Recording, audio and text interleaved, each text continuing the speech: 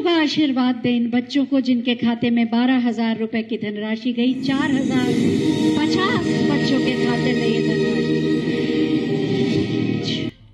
इस कार्यक्रम के माध्यम से माननीय मुख्यमंत्री महोदय ने इन सभी बच्चों को ये आश्वासन और विश्वास दिलाया है कि उनके सपनों को साकार करने के लिए हम सब प्रतिबद्ध हैं। चाहे शिक्षा हो, चाहे सुरक्षा हो, उनके मार्ग में किसी भी तरह की कोई बाधा नहीं आने पाएगी।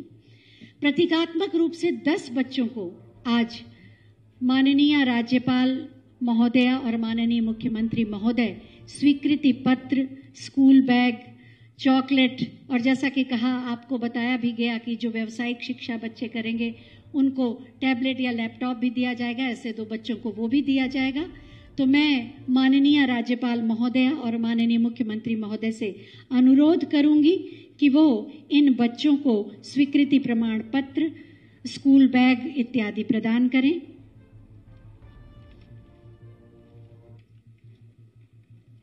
सबसे पहले अभिज्ञान गुप्ता,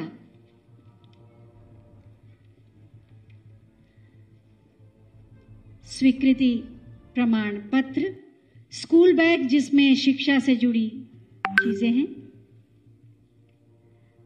माननीय मुख्यमंत्री जी का दुलार स्कूल बैग और चॉकलेट के साथ उनके भविष्य के को सुनिश्चित करने के आशीर्वाद के साथ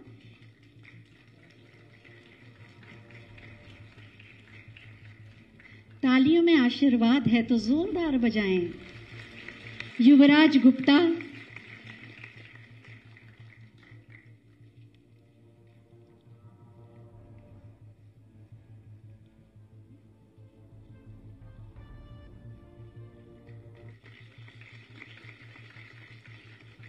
स्कूल बैग, चॉकलेट, स्वीकृति पत्र,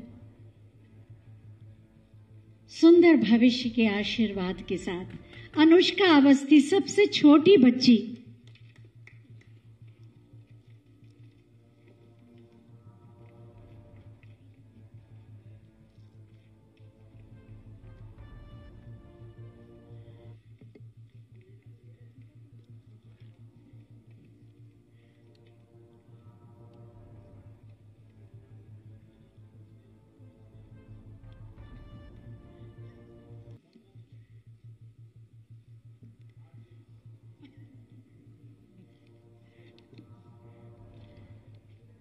स्वीकृति प्रमाण पत्र, स्कूल बैग, चॉकलेट।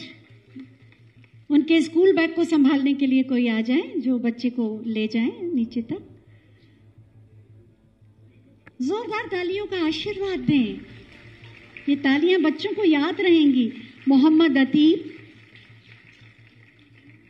पत्र, बैग, चॉकलेट के साथ टैबलेट भी दिया जा रहा है जिससे ये उच्च शिक्षा में आगे पूरी कर सकें, किसी तरह की कोई बाधा ना आए, संसाधनों की कमी ना आए। मैं चाहती हूं 4,050 बच्चों के लिए आप सब जोरदार तालियों के साथ आशीर्वाद दें। बहुत बहुत धन्यवाद माननीय राज्यपाल महोदया और माननीय मुख्यमंत्री महोदय, बहुत बहुत धन्यवाद आप सभी का। सचमुच ये तो 10 बच्चे थे प्रतीकात्मक रूप से जिन्हें ये प्रदान किया गया, लेकिन प्रदेश के उन सारे बच्चों के लिए माननीय मुख्यमंत्री महोदय का यही आश्वासन है कि विपत्ति के समय में हम आपके साथ खड़े हैं। आपके हर सपने को पूरा करने का हर संभव प्रयास किया जाएगा। मैं बहुत ही आदर के साथ माननीय मुख्यमंत्री महोदय से अनुरोध करूंगी कि आज के इस सुअवसर पर एक बार फिर अपने आशीर्वचनों और प्रेरणादायी उद्बोधन से हमें अनुग्रहित करें, आप सबकी जोरदार तालियों के साथ।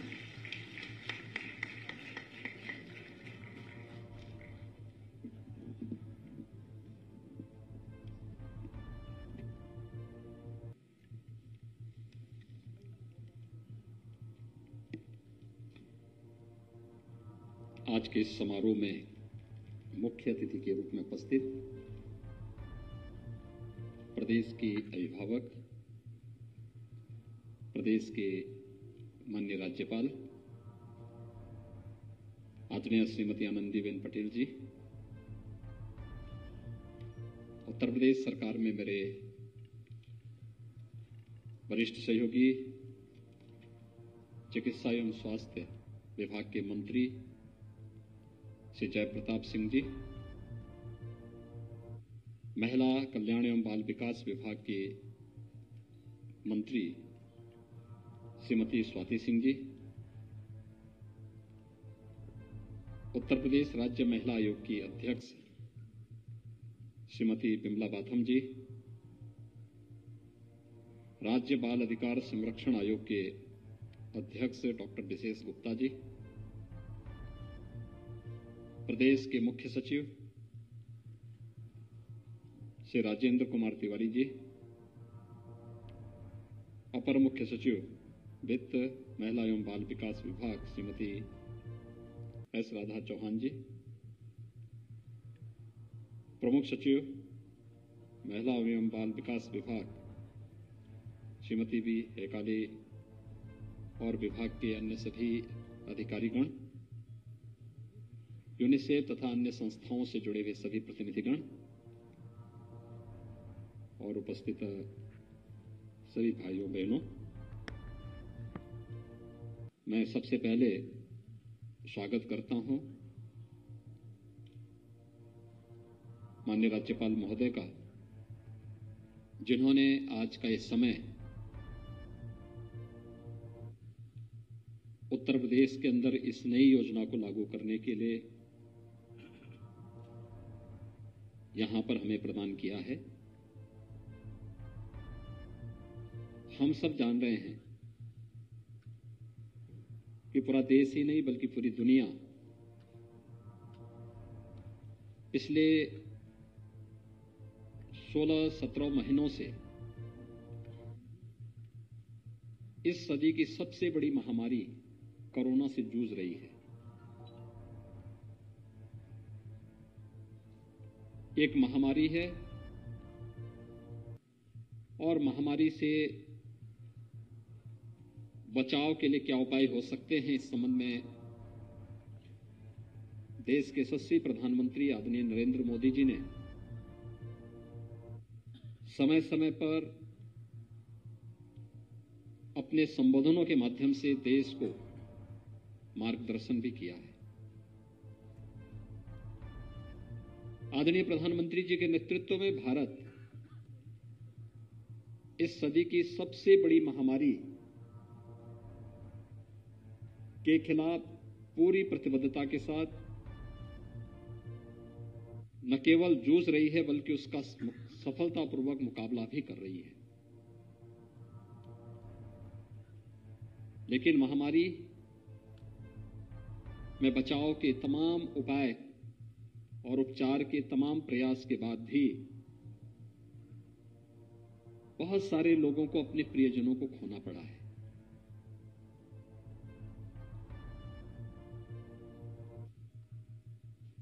ये केवल भारत के अंदर या उत्तर प्रदेश के अंदर ही नहीं, दुनिया के अंदर बहुत सारे देशों की स्थिति, जो दुनिया के अंदर बहुत विकसित देश माने जाते हैं, जिनके हेल्थ इंफ्रास्ट्रक्चर की चर्चा दुनिया में होती थी, उनकी स्थिति और भी खराब है, और भी दयनीय है। अगर आप भारत और अमेरिका की तुलना करें तो भारत के अंदर 136 करोड़ की आबादी का देश हमारा है।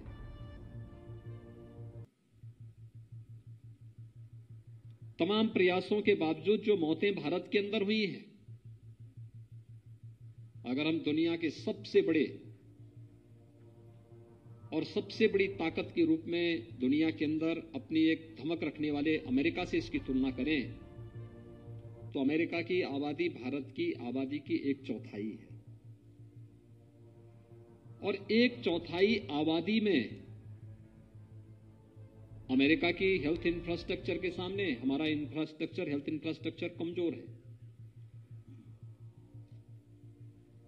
लेकिन तब भी भारत की 1/4 आबादी के बावजूद अगर जब हम मौत के आंकड़े देखते हैं, यद्यपि हर मौत दुखद है, लेकिन फिर भी अमेरिका के अंदर मौत भारत से लगभग 1.5 गुना से अधिक मौतें हुई हैं। कोविड प्रबंधन के बारे में पहले दिन से ही प्रधानमंत्री जी पूरे देश को लगातार जागरूक करने के बृहद अभियान के साथ जुड़े रहे हैं और समय समय पर उनका मार्गदर्शन भी प्राप्त होता रहा। पहली लहर का सफलतापूर्वक मुकाबला करने के बाद मार्च अप्रैल में दूसरी लहर ने देश के अंदर अपना कहर बरपाना प्रारंभ किया था।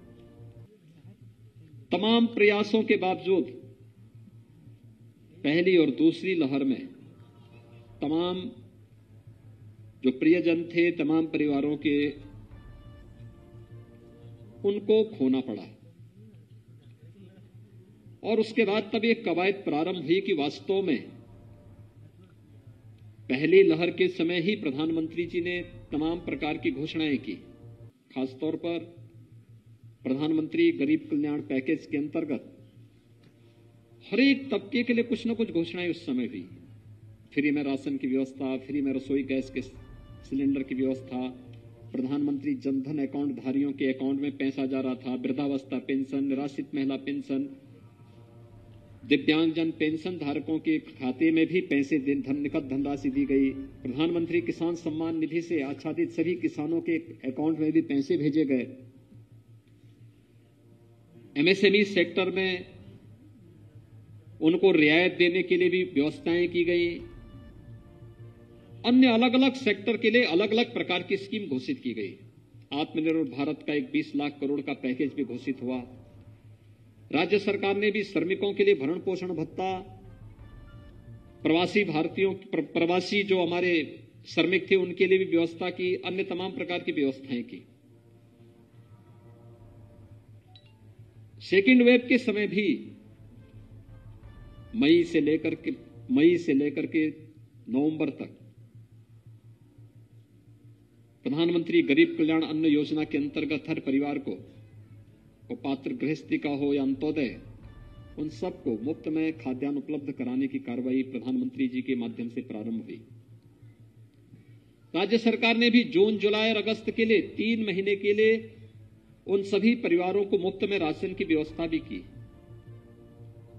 लेकिन इन सब के बावजूद स्वास्थ्य की सुविधाओं को बेहतर करने का प्रयास भी किया गया। अब याद करिए, जब कोरोना का पहला केस उत्तर प्रदेश में आया था मार्च 2020 में, हमारे पास टेस्ट करने की कोई क्षमता नहीं थी। पहला केस आया था तो हमें मरीज को भेजना पड़ा था दिल्ली सफदरजंग, और उसके बाद उनका जो सैंपल लिया गया था, सैंपल भेजना पड़ा था हमें एनआईबी पुणे जांच के लिए।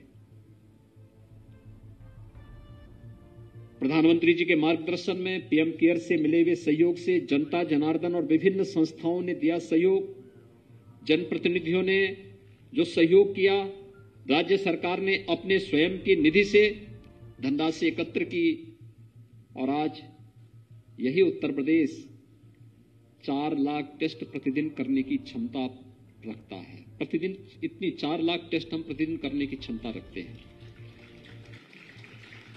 लैब्स बनाई गई, हेल्थ इंफ्रास्ट्रक्चर को मजबूत किया गया। आज चिकित्सा, शिक्षा और स्वास्थ्य विभाग के पास 1.5 लाख से अधिक बेड्स हैं जहां पर हम स्वास्थ्य की सुविधाएं उपलब्ध करवा सकते हैं। फिर भी हम महामारी से जूझ रहे हैं और महामारी में लापरवाही नहीं हो सकती।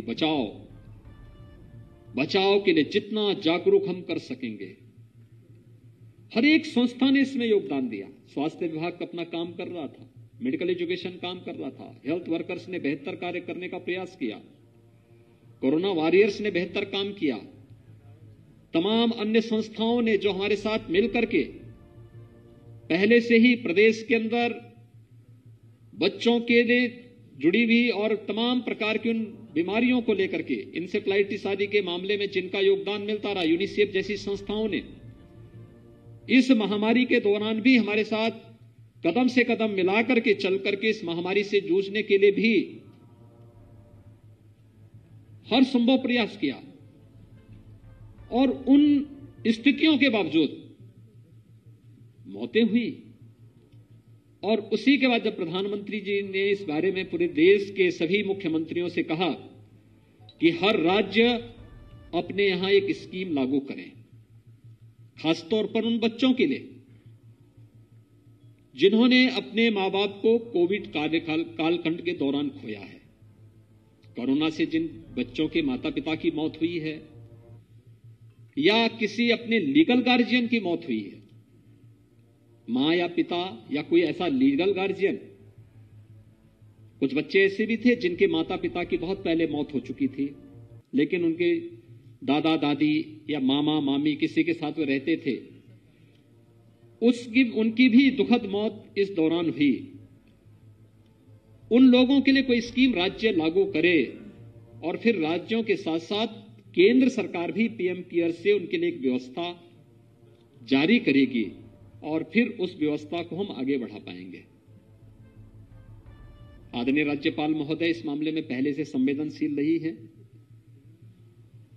लगातार प्रदेश के अंदर आंगनबाड़ी के माध्यम से इन सभी बच्चों के लिए किस प्रकार के कार्यक्रम चलने हैं, वह कार्यक्रम विगत 1.5 साल से प्रदेश के अंदर निरंतरता बढ़ाए हुए थे।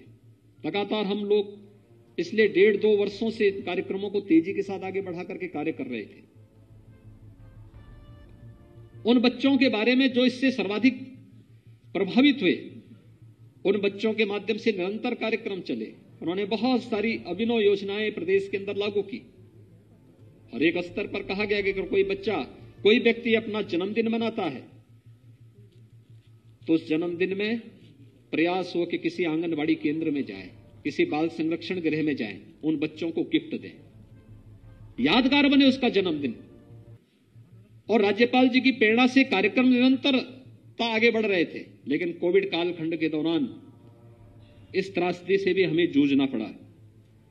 और इसीलिए जब हम लोगों ने इस पे विचार किया, इस पे एक कार्य योजना आगे बढ़ी, सर्वे किए गए, प्रदेश के अंदर जिन बच्चों की स्थिति जो हमारे पास सामने आई, जो आंकड़े हमारे सामने आए, उनमें 240 बच्चे ऐसे थे जिनके माता पिता दोनों कोरोना के कारण मार्च 2020 से लेकर के और अब तक की जो संख्या है, उन बच्चों ने अपने माता पिता दोनों को खोया है। 3810 ऐसे बच्चे हैं जिनका इस दौरान मार्च 20 से लेकर के अब तक जिन बच्चों ने अपने माता पिता या अपने लीगल गार्जियन को खोया है। किसी के माता पिता, किसी के मां या किसी का पिता या किसी का लीगल गार्जियन जो उनको देखभाल करता था, उनको खोया है। यानी कुल 4050 बच्चे चिन्हित किए गए।